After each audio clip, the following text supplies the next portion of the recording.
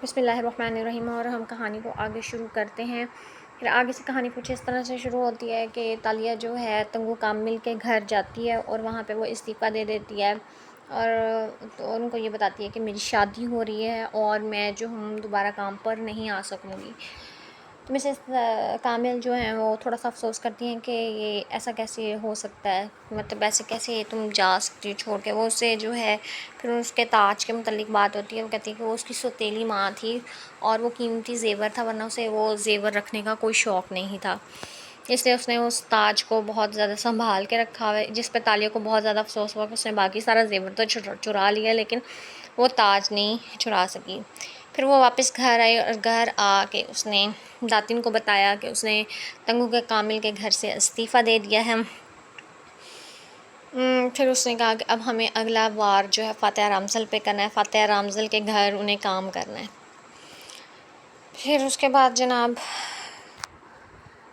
उसने कहा कि मेरे पास फ़ातिहा रामज़ल की तरफ जाने का प्लान है। फिर उसके बाद फ़ातिहा रामज़ल जिसका नाम के आगे जो वान लगता है, तो उसने बताया कि तुम जानती हो तालिया कि वान मलाइशिया के लोगों के नामों के साथ लगता है, जो ऊपर से शाही ख़ानदान के होते हैं मगर किसी आम आदमी से शादी कर लें तो उनकी नस्ल में मिलावट हो जाती है। फिर जनाब केएल की सड़क पर जो है पीछे सीट पर फ़ातिहा बैठा हुआ था और स्याह लंबी कार जो दौड़ी जा रही थी और फ्रंट सीट पर ताबेदारी से एडम भी बैठा हुआ था। फिर फ़ातिहा जो था उसने कहा कि जो पार्लियामेंट जाने की का इरादा करके आया था, उसने रास्ते में ही बोला कि गाड़ी को मोड़ दो, शम्स के घर की तरफ जाना है क्योंकि शम्स जो है वो बीमार है तो मुझे उसकी अयादत करनी है और गुलाब मत लेना क्योंकि शम्स को उससे एलर्जी है और कुछ और ले लेना। ये कह के जो है ड्राइवर ने जल्दी जल्दी डायरी उठाई और सब कुछ तब्दील किया और पार्लियामेंट जाने की बजाय जो शम्स की तरफ चले गए। फिर उसके बाद जो है वो उसकी घर की तरफ चल पड़े और कार फिर से चल पड़ी थी और फूल एडम ने डैशबोर्ड पे रख दिए थे और इनकी खुशबू ने सारी गाड़ी को महका दिया था। फिर उसके बाद जो है फ़ातिहा जो है वहाँ फ़ातिहा जो कार से निकला और अंदर चला गया। फिर उसके बाद उसके सारे मुलाजिम जो वो तो बाहर ही खड़े हो गए लेकिन जो एडम था वो उसके साथ चल पड़ा। तो उसने उसको कहा था कि मुझे तुम्हारी ज़रूरत नहीं, तुम यहीं पे रुको। तो उसने कहा सॉरी सर, आपको सुबह से फ्लू की शिकायत, तो मैं टिशू पेपर लेके आया हूँ तो मैं आपको देता रहूँगा, आप वहाँ पर टिशू इस्तेमाल नहीं कर सकते। एकदम से वो अंदर चले गया। फिर अंदर जो है उसने कहा फिर अंदर चले गया और अंदर उन्होंने बातचीत शुरू कर दी और फ़ातिहा ने उससे पूछा, शम्स से पूछा कि मुझे क्या करना चाहिए, तो उसका हाल अहवाल पूछा और उसके अलावा उसने पूछा कि उसे क्या करना चाहिए। तो फिर फ़ातिहा ने बताया कि शम्स जो है उसके चेहरे पे तफक्कुर को देख चुके थे। तो उसने कहा कि मैं एक दोराहे पे खड़ा हूँ, क्रॉस रोड्स में, सामने 3 सड़कें, फ़ैसला नहीं कर पा रहा कि कौन सी लूँ। बात के इख्तिताम पे वो झुका और मेरे से टिशू पेपर उठा लिया और एडम का जो है मुँह खुल गया था कि वो टिशू पेपर लेके आया था लेकिन उसने उससे लेने की बजाय वहाँ से ले लिया था। तो फिर शम्स ने कहा कि अगर मुझ पे भरोसा किया तो मेरी राय को तहम्मुल से सुनो। फ़ातिहा के लोग जो हैं तुमसे हाथ खींच रहे हैं और ऐश जो चेयरमैनशिप लेना चाहता है और असरा चाहती है कि तुम लोग अमेरिका चले जाओ, तो ये सरासर जुल्म है। शम्स साहिब के चेहरे पे गुस्सा नज़र आने लगा था। चेयरमैन बनने का अगर ये दुरुस्त वक्त नहीं है तो वो अलग बात है, लेकिन मुल्क छोड़ना, अपनी साहस छोड़ के किसी लाउंज लिजर्ड की तरह रिटायरमेंट गुजारना, ये तुम्हारी शान के ख़िलाफ़ है। फ़ातिहा ने इसी सादगी से दूसरा टिश्यू अटैक करते हुए पूछा, तुम्हारे ख़्याल में मुझे क्या करना चाहिए? सियासत दरमियानी रास्ते का नाम है, मुफ़ाहमत का, बातचीत से मसाइल हल करने का। वो समझदारी से कह रहे थे वो तुम कुछ अपनी मनवाओ, कुछ उसकी मानो, चेयरमैनशिप छोड़ दो मगर किसी ऐसी रियासत की हुकूमत मांग लो। ऐश वज़ीर आज़म बन के एक रियासत तुम्हारे हवाले कर दे, तुम इस शर्त पे ऐश से डील कर लो। फ़ातिहा ने समझते हुए सर हिलाया कि ये बेहतरीन ऑप्शन है, 5 साल तुम इस रियासत के हाकिम बन के ख़ुद को मज़ीद मजबूत कर लो। उसने फ़ातिहा ने आगे से सही कहा और उसने कहा कि फिर वो उसने जाने की इजाज़त मांगी और तब उसने कहा कि हम असरा की नीलामी पर मुलाकात होगी।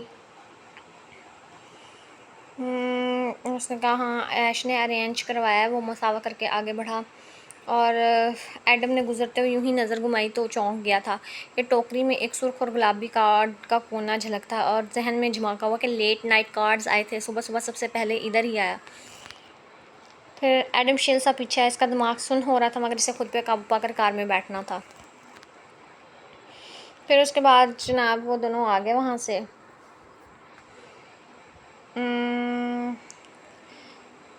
अच्छा जी, उसके बाद उनके जाने के बाद जो शम्स ने ऐश से रब्ता किया और उसने बोला कि जो है वो सबसे पहले मेरे पास ही आया था राय लेने के लिए, लेकिन वो दस्तबरदारी के लिए जो है वो नीम रज़ामंद सा लगता है और उसे वैसे मैंने उसे मशवरा दिया और उसे आइडिया तो नहीं हुआ होगा।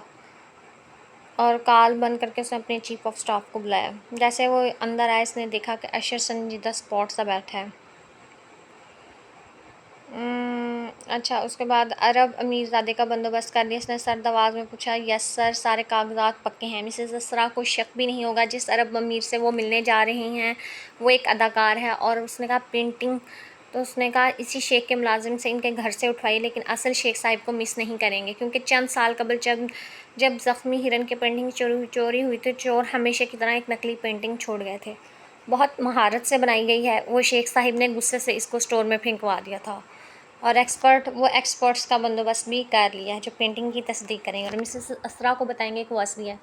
मिसेस असरा को शक भी नहीं होगा और नीलामी भी हो, महंगे दामों में जो है पेंटिंग भी बिक जाएगी। और उसने कहा कि एक मशहूर एक्सपर्ट जो उसका मायना करेगा और फिर उसके बाद मीडिया के सामने जब उसको आश्कार करेगा कि मिसेस असरा जो है फातिहा जाली पेंटिंग चैरिटी के नाम पे बेच रही हैं, तो फातिहा को उसकी ज़िम्मेदारी कबूल करके पार्लियामेंट की रुकनीत से इस्तीफ़ा देना पड़ेगा और बहुत बदनामी होगी सर। मैनेजर के अल्फाज में अफसोस था। फिर वो हिचकिचाया, मगर सर आप मिसेस असरा के भाई हैं। उसने कहा गलत। इसने स्पोर्ट लहजे में बात काटी, मैं सिर्फ मालिक होने वाला वज़ीर आज़म हूँ। फिर उसके बाद जनाब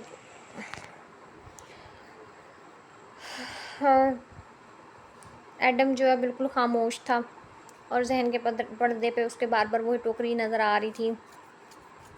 फातिहा रमज़ल उससे चंद कदम आगे था। फिर जो उसके बाद जो उसने एडम ने पीछे से उसको पुकारा था, एडम तुम मुझसे मिलो। फिर उसने कहा कि एडम तुम मुझसे मिलो, मुझे लगता है अब्दुल्ला ने तुम्हें मैनर्स सिखाए बगैर भेज दिया है। एडम खामोश हो गया और ये अल्फाज जो है पॉलिटिकल सेक्रेटरी ने कहा था कि मुझे लगता है कि तुम्हें अब्दुल्ला ने मैनर्स सिखा के नहीं भेजा। तो एडम जो खामोश हो गया था और फातिहा अपने ऑफिस चला गया था और पॉलिटिकल सेक्रेटरी किसी काम से बाहर गया और ऑफिस में वो फिर वैसे जल्दी से वो ऑफिस में दाखिल हो गया और उसने जल्दी से जाके उसने फातिहा से बात करने की इजाज़त मांगी कि मैं आपसे एक बात कह सकता हूँ। तो फिर उसने आगे से जवाब क्या दिया, बड़ा खूबसूरत जवाब दिया, मैं नहीं जानती